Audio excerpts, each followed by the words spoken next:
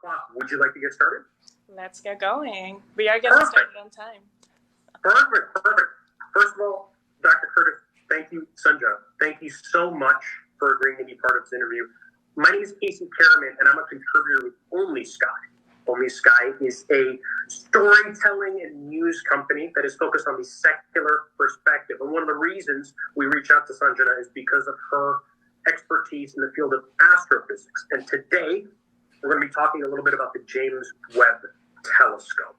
And so, really, Doctor, one of the things that we've been seeing fairly often when it comes to the James Webb telescope for the past year is really pretty pictures. Pictures of clouds in space, and I hear a lot of star nurseries being thrown around.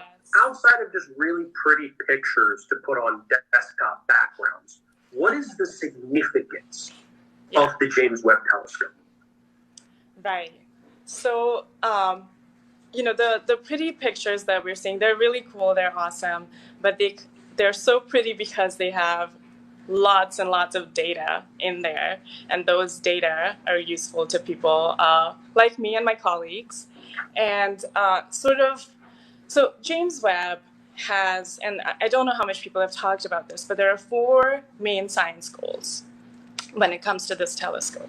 So this telescope was built to observe in a very particular wavelength band. It was built to observe redder light. Yes. And the idea is that, things that are farther away from us, because the universe is expanding, the light gets redshifted into these very long wavelengths. And so if you build an instrument that's very sensitive to that particular range, you can see things that are far away. So it's good at seeing things that are far away. And the really cool thing is that it can not only get these photons, but it can break the light up into a function of its wavelength. So it's like something called a spectrum. And so what the James Webb is doing is it's looking at these objects and it's measuring the spectrum. And from the spectrum, it's measuring what is the composition of these things. So when it's looking at these old galaxies, that very first image where there were a bazillion galaxies that people were looking at and they were like, oh my God, this is incredible. And it's incredible. That picture was basically a very small part of sky. It was like a grain of sand held at arm's length. That's the fraction of sky we were looking at. And so there's all of these galaxies that you can see, and you can see way far back into the history. And James Webb is not just looking at these galaxies in this pretty picture. It's measuring what are the galaxies made of. It's measuring hydrogen and helium and these elements in these galaxies, the composition. Very cool. Yeah, that so is that's incredibly cool. Yeah. Well, I just wanted to say that it is a very science nerd answer to say that it's pretty because of data. And also, I think that one of the most interesting things that you brought up, and I don't think our audience knows this, is you said that it looks back in time. How's that possible? Yeah, so actually, everything that we're looking back in time in some sense, right?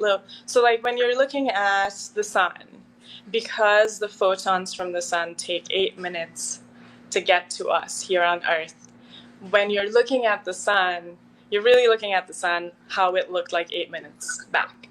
So in that sense, when the James Webb is looking at these old galaxies, that's how it's looking back in time, because the farther away the object is, the longer that the time is that it's taken for the light to get to us. So the picture is from that long away, if that makes sense. That makes perfect sense. How far back can we see? Can we see as far back to, let's say, the Big Bang?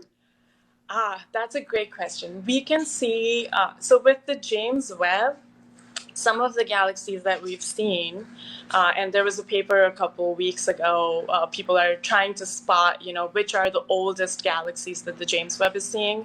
I think one of them was maybe 250 million years after the Big Bang, or maybe 300 million years after the Big Bang. And for context, the time since the Big Bang is 13.7 billion years.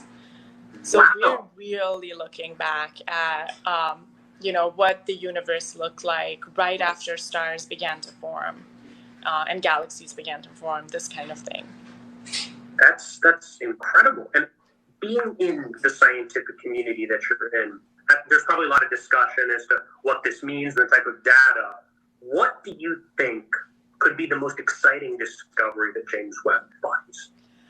I'm gonna be like selfish here and say, because I love stars and I want to know what the really early stars looked like. So for me, the most interesting thing would be to see, the some of the first stars that formed. This might not be exactly what James Webb is able to do, but it will at least be able to look at star formation, which I think is very interesting. We don't fully understand how stars form. We don't understand, stars can have all kinds of masses. Our sun is one very particular star with a certain mass. But you can form stars that are much, much more massive than the sun. For those kinds of stars in particular, we're not good at, there's lots of theory, but we don't really understand star formation well. So when James Webb is looking at something like the pretty picture of the Carina Nebula, Right. I think, yeah, Right. That's a star-forming nebula, and you can kind of watch this stuff in action. And so for me, the most exciting thing would be to get a handle on, star formation, and also because my research is on the origin of elements.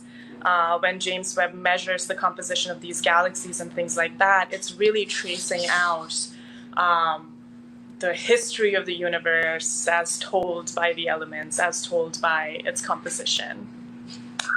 Very interesting. So you say that your work is very focused on the origin of elements, and you talk a lot about supernova collapse. Now, can the James Webb kind of do infrared, but not so well? For supernova, which is kind of part of my focus, what we need to do is big sky surveys.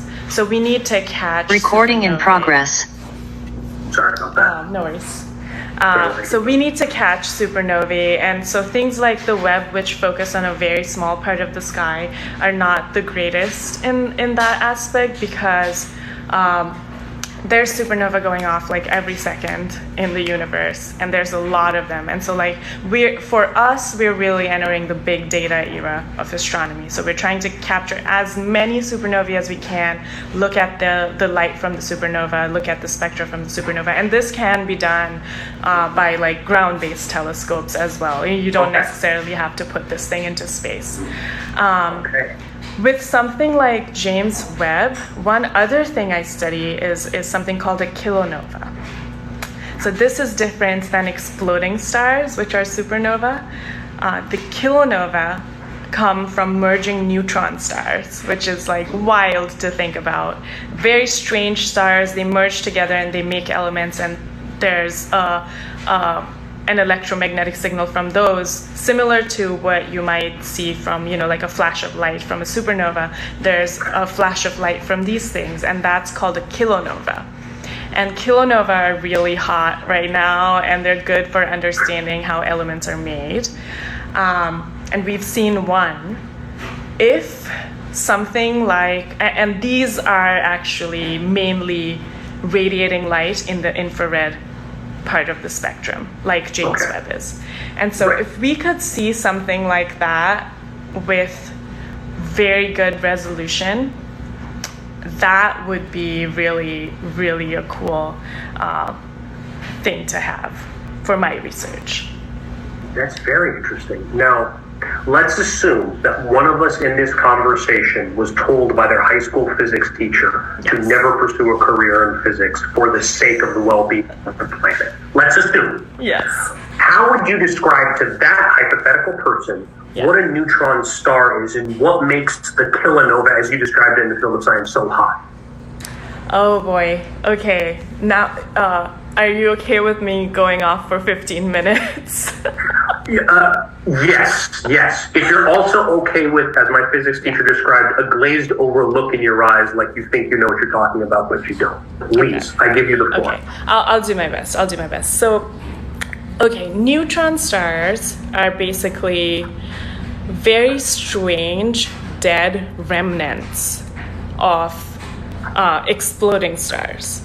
So when a star explodes, not all of it gets disrupted. The star explodes, but the core of the star, and I'm talking about a very particular kind of explosion, blah, blah, blah, blah, blah. Let's not get too much into the weeds.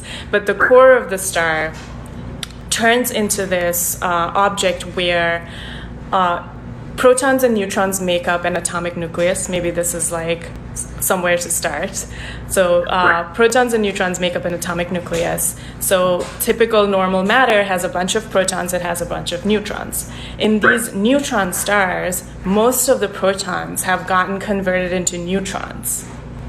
And it's like a very bizarre way for matter to exist. So it's very extreme physical conditions that have produced this very strange type of star that's a dead star, basically, made up mostly of neutrons.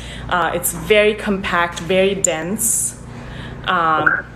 And that's what's kind of like creating this like extreme density, weird conditions in the star. And we don't fully understand these stars yet. Okay.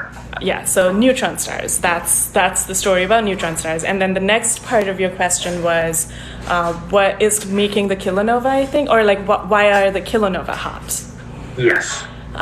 So this kind of leads back into the origin of elements theme that I touched on. So when we're talking about the origin of elements, it's if you vaguely remember the periodic table, it's like hydrogen, helium, light elements. Right. It's like, iron and all this stuff. And then there's things like gold. You might be wearing some jewelry that's gold. Right. And so for a lot of the elements, maybe like up to iron, you can make these elements in stars of various masses and when stars explode. For stuff like gold, and there's other elements that you can make in that are heavier than iron in stars as well. But things like gold, for example, about half of the elements that are heavier than iron, where they are made, how they're made, this has been a topic of active research for like decades.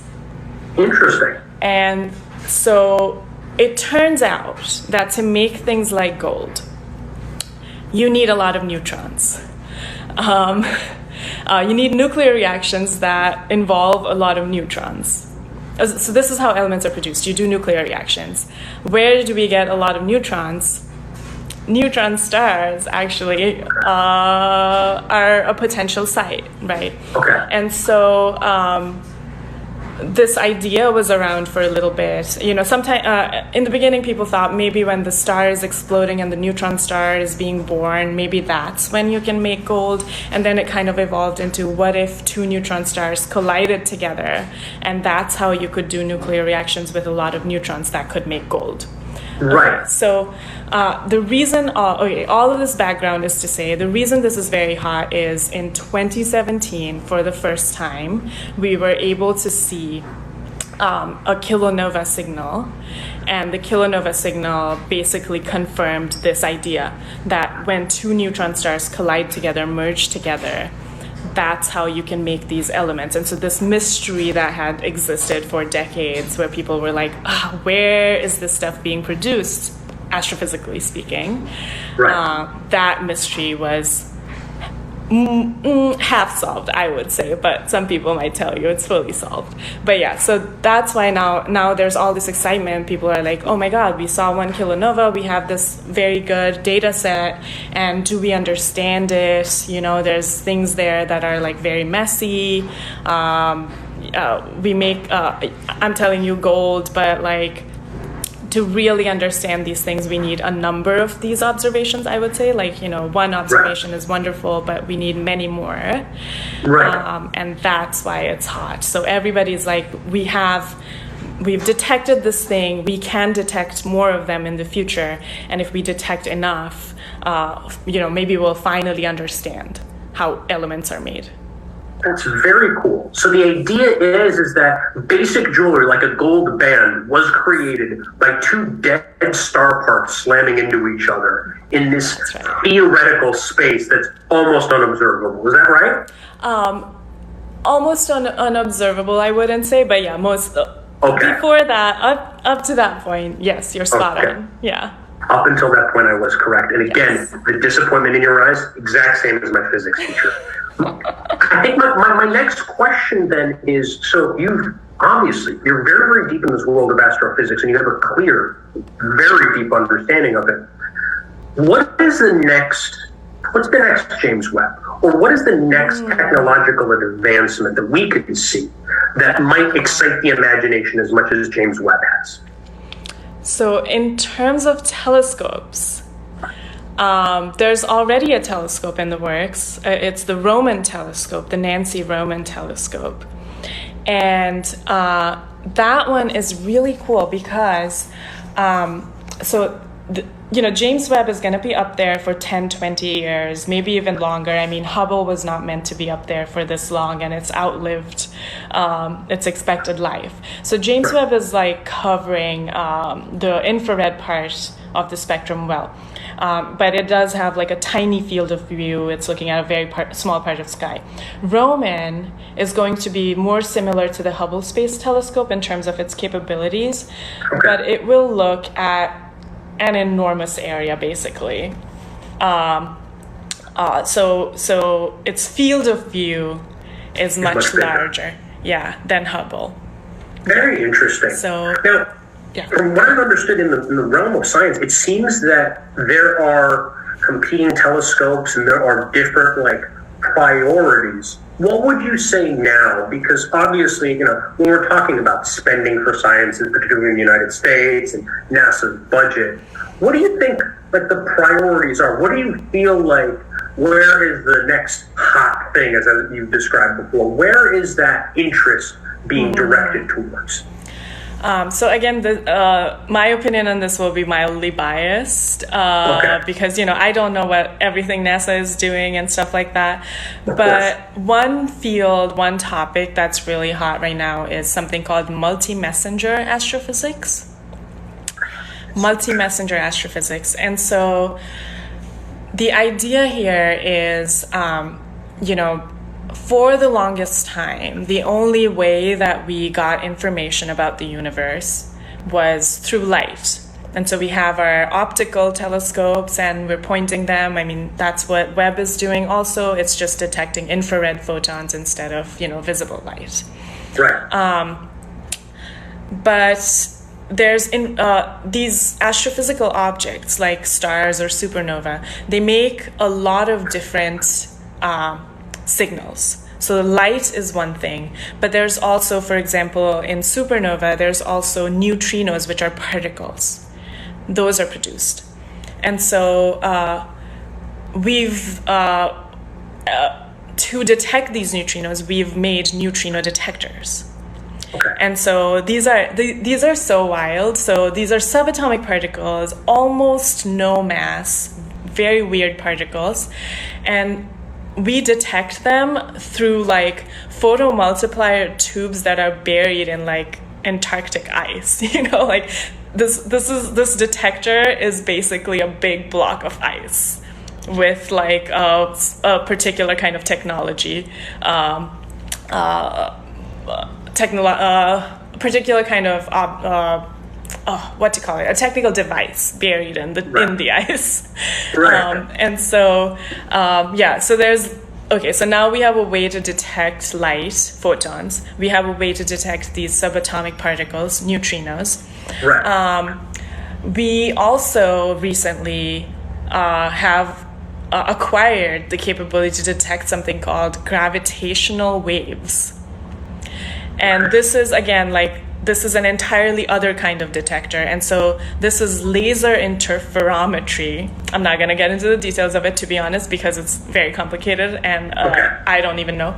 But through laser interferometry, we can now detect ripples in space-time. So when things move around, massive objects in astrophysics out there in space, like neutron stars. When they, because of their mass, they have an effect on the fabric of space-time. And, now this is getting into Einstein's general relativity. But anyway, when two neutron stars collide, for example, there will be a ripple that in space-time that travels out from their location. And this is something called a gravitational wave. And now we can detect the effect through gravity. So, light, particles, and gravity. We can detect all of this stuff. And so if you can combine all of this, if you can look at some event and you can get all these three pieces of information, or maybe even more, then you have a much more complete picture. Like think of the elephant, and one person is touching the trunk and one person's touching the head or whatever. But if you combine all of this, you can see the elephant. And so that's the hope. Like multi-messenger astrophysics might help us see the elephant. Very interesting. Yeah. Well, this is fascinating, and thank you for allowing me explaining all that while I nodded slowly and sort of tried to piece together what you were talking about. Well, let me take a step back for a moment. Absolutely. Your career, when you started off, you were not initially studying physics. Is that correct? That's right. Yeah. My undergraduate degree is in electrical engineering. So my uncle is an electrical engineer, and he knows very little about the stars. Trust me, I've asked him. How did you go from studying electrical engineering to going into this very specific realm of astrophysics? Yeah. It was a long and winding path, to be honest. So my intention was not to become an astrophysicist, actually. I always liked math and physics. I liked a lot of stuff. I liked English. I was like, maybe I'll become a journalist, blah, blah, blah. Anyway, but because I liked math and physics, I was born and raised in India, that's where I studied engineering. There's kind of like, being a physicist is not really a thing you do. Like, it's not a real job in where I come from. And so while I was studying... I just want to pause. I do like the idea of your family being like a physicist. Not in my family. It's just such an intellectual role. The idea of people having a problem with it. Bayana, I understand. I'm sorry to interrupt. No worries, no. And hi, everybody. I do see your comments and questions. I'm glad you're here. I hope you're enjoying the conversation so far. So now I'm telling a little bit of my story. It honestly was like that, where they were like, even now, they're like, what are you doing? And now they get it. I'm like, oh, I'm in Chicago. I'm at the University of Chicago. But during my PhD, they were kind of just like, I don't know what you're up to.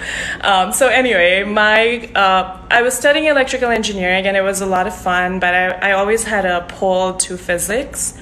And so that's what I wanted to do. But it's very hard back in India to switch fields randomly. And I was anyway interested in kind of trying to go somewhere else, live somewhere else, and see what life is like outside of my country. And so I applied to a bunch of programs, physics programs in the US. And I ended up in North Carolina at North Carolina State, go Wolfpack, to study physics. And so the astrophysics thing kind of just happened as I explored my various interests in the physics program. I just went to some talk by a scientist from Oak Ridge National Laboratory, and he was talking about how to understand astrophysics. People have this idea that, astronomy is we're just sitting here and like looking at things. That's not the case. Right. Astronomy and astrophysics is very, very complicated physics applied to the most extreme, most bizarre scales that you can imagine. Right. And so he was talking about supernovae and how every single type of physics that I had studied up until that point was relevant to understanding a supernova explosion. And I was like immediately sold.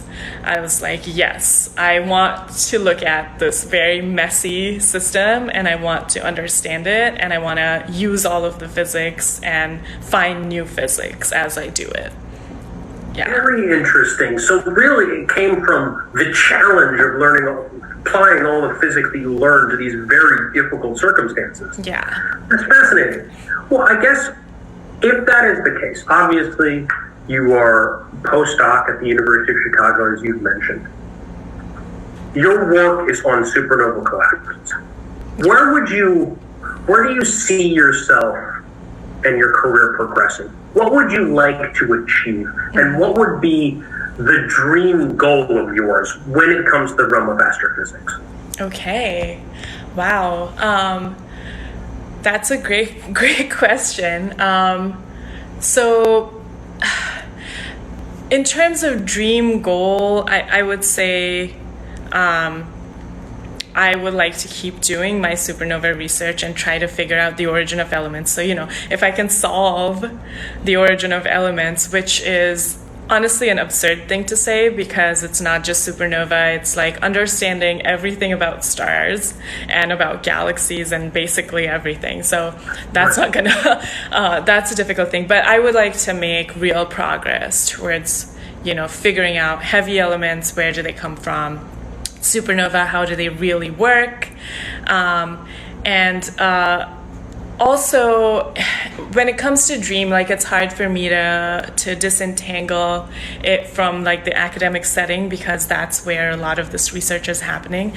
And so I think I would also like to just create a research group. If I end up becoming a professor somewhere or something like that, I would really love to create a research group where people are being creative, having fun, just a healthy environment where everybody's learning, everybody's being daring, they're not afraid to say stupid things or ask quote unquote stupid questions, Right.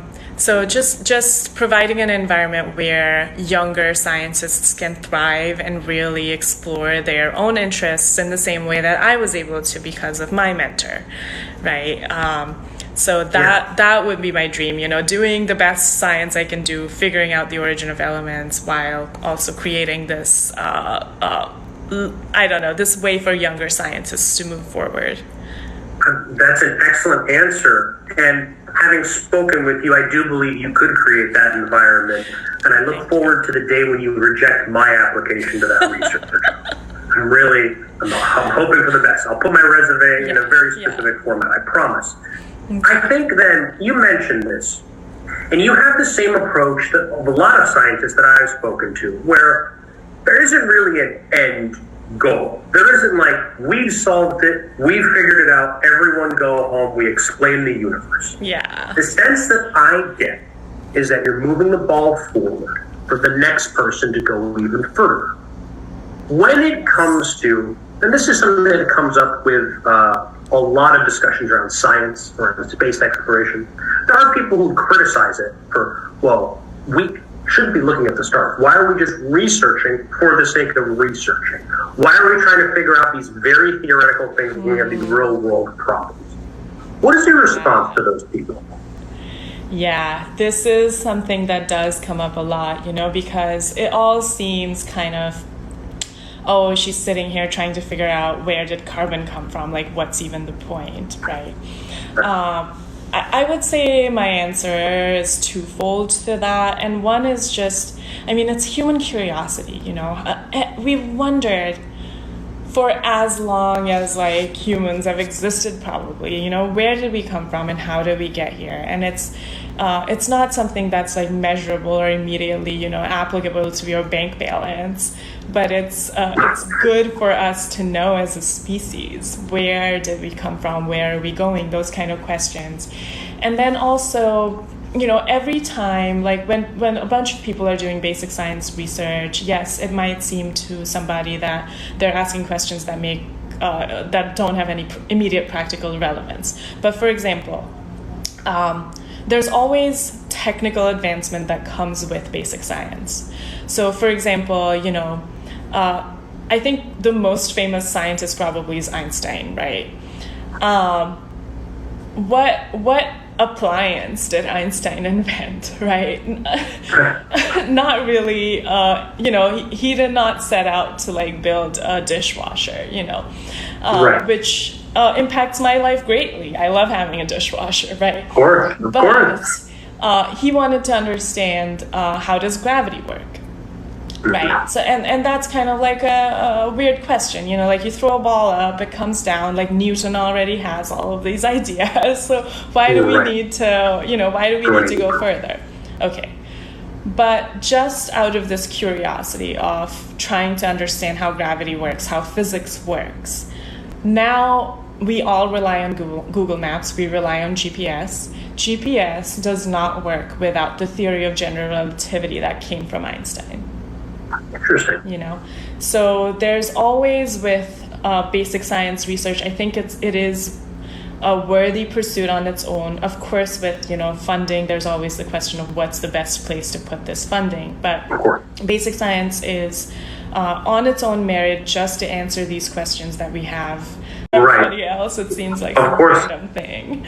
Of course. And the most famous scientist in the world and his theory, and now that we're using GPS and all this all of the time, like that's an example of it right there. That's an excellent answer. And it is always, anytime space exploration happens, there are always these little things, little discoveries that occur. Yeah. However, it would have been great if he invented the air fryer about 60 years earlier. That would have really taken him right over the top. He's great as is, but an air fryer, you get to reheat fries inside of it. What an excellent discovery, in my personal opinion. You're like I think this might be the recommendation that pushes me over the edge, because I still have not given into the air fryer craze, but everybody is telling me it's absolutely amazing. I think it's time. I believe it's time as well, although I think the reason we're all relying on air fryers is because it is the easiest way to cook. It requires no skill. That's beside the point. So thank you, Einstein, for the air fryer. My next bigger question, again, trying to get more into you and your wonder of it. Yeah. You have often mentored younger people who are interested in physics and science. And a lot of the things we've discussed, and I think one of the most interesting aspects of James Webb is how immediately and visually tangible it is as a scientific discovery. Yes. It is something that people can see. It is something that immediately inspires awe. It looks beautiful. There are probably going to be a lot of very young people who are just starting out in the realm of physics or just starting out in school, don't really know what they want to do, who will see these pictures and it will lead them towards a career in physics. Yeah. What would you say to a young person who is starting out in their careers or is potentially interested in the scientist to inspire them or to guide them towards the field of the sciences? Would you recommend it? Would I recommend being a scientist? Yes. I would recommend being a scientist. I mean, I think if you're somebody who has a curiosity about nature, it's very hard to not be a scientist. Right. It actually hurts a little bit to not be a scientist. And everybody, has a certain degree to which they can explore it. I mean, there's a bunch of people here listening to us on a Friday evening, and they're being scientists right now by learning more. Yes, I would. I think for me, this career path has been very, very fulfilling. And, there's always different ways to go about it. There's always issues when you start dealing with like systems, like the academic system and so on. You have to look out for yourself, and you have to make sure that in the end, you're serving your interest, and your interest being science, like that you're actually able to do the science that you want, things that you're actually genuinely excited about. So if you're starting out, if you're looking at James Webb and you're thinking, this is wonderful, I wish I was making these things. Yes, Cinnamon's right here. And making sense of these things that we're looking at and measuring about the universe. Now is a it's always a great time to be in physics. Now is a particularly exciting time to be in physics with this big telescope just launched and like other things on their way, and with this new multi-messenger capability that we've developed, I think a lot of my own career is going to be shaped by these things in the next 10 years, you know, if I'm able to stick around. And I imagine for incoming, if you're a very young person, whatever we are doing now, in 20 years, there's going to be things even more amazing that are happening that I probably can't even imagine. And so if you're in high school and interested in physics, now is a great time to get started and learning about what's going on. If you're in college, if you're going into grad school, probably, the things that Webb are doing and the things that we're doing with multi-messenger astrophysics, those are going to be very interesting. I think it's important to give yourself the space to nurture the wonder and the curiosity that you have. And if it's not meant to lead you to becoming a professor, which it might not still happen for me, that's okay. I think that's okay. I think there's value to contributing your little piece through your PhD or through whatever it is to the grand landscape of human knowledge. That's a beautiful answer. Thank you so much. And it's very humble for you to say you're a small piece of this larger puzzle. I will also say that when you decide to write an autobiography, I would recommend you title it, "It Hurts to Not Be a Scientist." I will not be expecting any royalties from it. That's just a strong suggestion, is all. Now, you mentioned, of course, the world of academia. It's a very rigorous world. It's very strict. What would you say, or take a step back, who are your mentors? Because I know you mentioned someone who pushed you into the field. Who are some people that you would like to mention out and specifically talk about who guided you when it came in academia? Yes. So my path to grad school was very chaotic. I kind of didn't know what I was doing. I kind of just showed up at physics grad school ready to, take these classes that I didn't even have, the basic level classes for. But I think the reason that I'm still around in a large part is my PhD mentor, Carla Froelich. And she is a professor currently at North Carolina State. And that's where I got started studying supernova. And I just feel very lucky because I didn't really have a good sense of what the different professors are doing and so on when I joined North Carolina State. But it just worked out for me, luckily, that Carla was there and she was studying supernova and I wanted to study supernova, and we got connected in that way. So in terms of my mentors, she has had the biggest impact on my career trajectory so far, because as a PhD mentor, she taught me everything I know about astrophysics during my PhD about stars, and she encouraged me to go into, conferences and summer schools and go talk to other people. And so to expand beyond her own particular expertise and to develop myself as a scientist in more directions than, whatever her view of being a scientist was. And so it was like not just mentoring me and getting me set up to understand all of these things, but then also giving me the freedom to kind of pick my research topic, to say, hey, Carla, I heard this very interesting thing, and what if we did this weird project that none of us have the expertise to do, but what if we figured it out, And she was open to these kind of things. And I am still in contact with her. I work with her on various projects. So Carla Froelich, if you happen to be going to North Carolina State, that's a wonderful professor, a wonderful researcher. And then I've just been very lucky with mentors. I've had good people time after time. I worked with a postdoc, Sherwood Richards. He connected me to people at Los Alamos National Lab, where Jonah Miller, one of my current collaborators, is. All of these people, wonderful people, very encouraging, teaching me new skills. And then from there, my postdoc mentor in Amsterdam, Philip Mosta, he is he's so good at what he does. And he's so good at having like a life outside of science. Like, just blows my mind to see him kind of just doing it all. I think it's very inspiring. And then currently I'm working with Alex G here in Chicago, and all of these people that I've mentioned. Sorry, I went off for a while, but I do really feel that if it wasn't for having these good mentors, life in academia can look very different from how it has looked for me. Oh, I'm sure. And I'm certain that one day there are other people going to be on a TikTok live or whatever version this looks like in 20 years. So I'd like to give a shout out to Sanjana for being my thesis advisor or helping me out through academia. I'm certain that's going to happen. I certainly hope so. I'm certain of it. My other question is, now you mentioned this prior.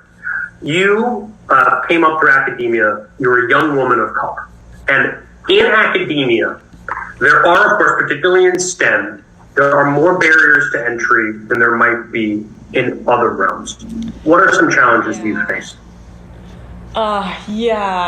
So, okay.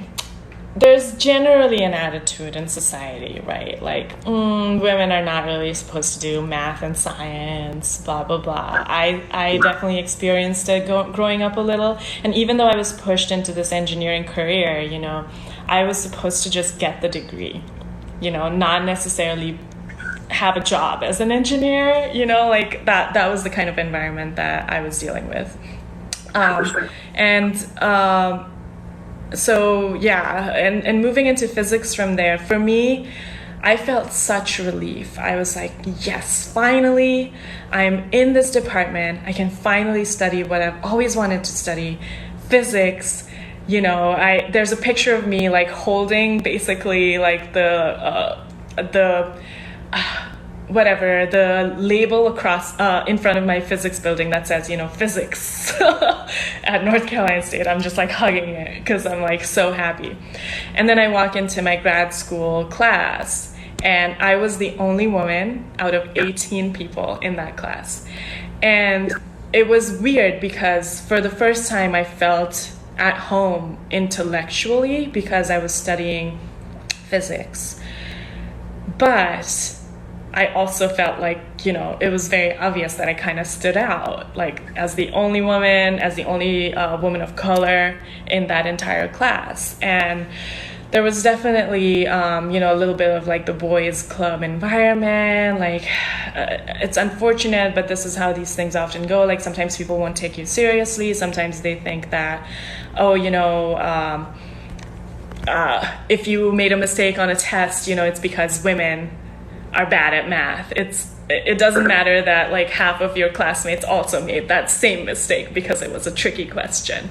Or if you got something right and, if you're getting like accolades for a paper that you wrote, it's because, you must have had help. So there's always like a little bit of this underlying simmering attitude from some people, not all people, but from some people that, to be a woman, to be in this field, like you're probably not good enough, but you've coasted in somehow. When usually it's the opposite, where for women to survive in a field like physics, where everybody's so competitive and like, the culture is not necessarily the greatest at the student level. A lot of the women and a lot of the people who don't fit the usual, white man, heterosexual man stereotype, they tend to work so much harder, than they tend to just be so much more talented and committed and just good at what they do, and very careful, very good scientists. So it's wild to see, like, you're continuously seeing examples of these women who are kind of just going on to do amazing things, amazing discoveries, but somehow in their heads, people still have this idea that, surely she can't be that smart. Surely she can't be that intelligent. She's no Einstein, whatever. Disregarding completely like people like Emmy Noether, who has deep, beautiful math that she's done that physicists now probably will say is their icon because of the type of work that she's done. Right. Anyway, all that is to say, there's definitely the waters that you move through are kind of a bit difficult to get through. They're a little bit muddier. They're a little bit more viscous because I'm a physicist. I'll say that. But I think with a support system and with good mentors, I think it is possible to do it. I think there's always that calculation of, is it costing me my mental health? Is it worth it for me at this point or not? And everybody has to make that calculation on their own. But I don't think anybody should shy away from physics because the community is not so welcoming. Because you can find a smaller group in that community who will have your back, and you can make progress and you can do good work, even as a woman and a person of color. Well, that is incredibly inspiring, and I'm very glad to hear that you have managed to work your way through these very viscous waters. I also wanted to say that there's a quote by Ursula K. Le Guin. She talks about being equitable within a society. It just doesn't make sense for the only people in sciences to be men. It sort of cuts out a lot of the talent that we need to be harnessing if we're going to be solving some of the world's most challenging problems, like you are right now. Dr. Curtis, my final question, you have been so generous with your time. You've been so generous with your knowledge. My final question is, if you could look back on yourself in 30, 40 years, what would you like your legacy in science to be? Oh, wow. I mean, I would love to have, figured out some of the big questions that I'm targeting. But I would also like to basically inspire people to become scientists or to support scientists. And, I would like people to understand. And I guess that's part of why, even as an academic scientist who is writing papers and applications at this very moment, that I want to talk to people, is because I want to bring new people into science, and I want them to see how many cool things are happening. And I also want people who are interested in science to see that, this is the kind of work that your tax dollars are funding and that it matters. Yes. And it should continue.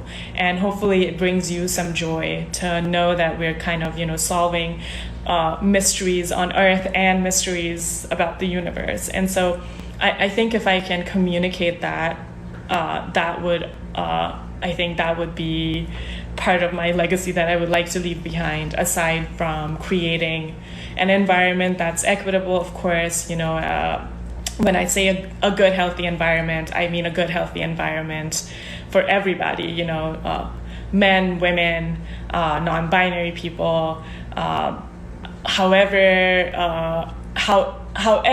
whatever box society is trying to fit you in should not matter. Everybody should be able to do physics. And that's the kind of research group and hopefully culture that I would like to create wherever I go. Dr. Curtis, thank you so much for your time. You have been so eloquent and you have been so gracious with your knowledge and imparting so much about this fascinating period in sciences. My name is Casey Kerman. I want to, first off, thank Dr. Sanjana Curtis for joining us. If you have liked this, follow her. She has a lot of interesting stuff. She talks a lot about very interesting stuff. If you want to be more knowledgeable, give her a follow. And if you would like to know more about secular news topics, if you'd like to know more about curiosity, engaging wonder, about science in general, look up OnlySky.media. That is OnlySky.media. I'm a contributor there, and it is a wonderful source for news, for all sorts of articles, for videos, and for live events. We are member supported, and that is OnlySky.media. Dr. Curtis, Sanjana, thank you so much for your time. You have a wonderful day. Thank you, and thank you, Casey, for this really fun conversation. And I hope everybody, all of you have had a good time. Hopefully we can do more of these in the near future. This is a production of OnlySky Media, exploring the whole human experience from a secular perspective. Like and subscribe to see more content like this, and visit us online at onlysky.media. Thanks.